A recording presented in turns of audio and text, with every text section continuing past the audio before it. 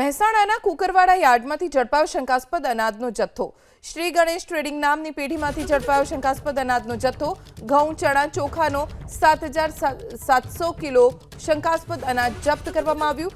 2,045 kilo ઘઉં, 5,048 kilo ચોખા અને 613 કિલો ચણાનો જથ્થો જપ્ત। જિલ્લા પુરવઠા અધિકારીની સૂચના બાદ કાર્યવાહી કરવામાં આવી છે। અનાજનો જથ્થો સસ્તા દુકાનનો હોવાની ચર્ચા છે।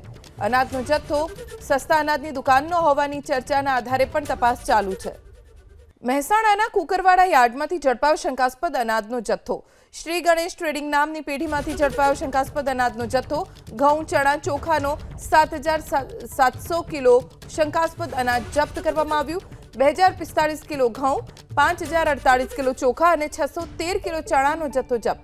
જિલ્લા પુરવઠા અધિકારીની સૂચના બાદ કાર્યવાહી કરવામાં આવી છે। અનાજનો જથ્થો સસ્તા દુકાનનો હોવાની ચર્ચા છે।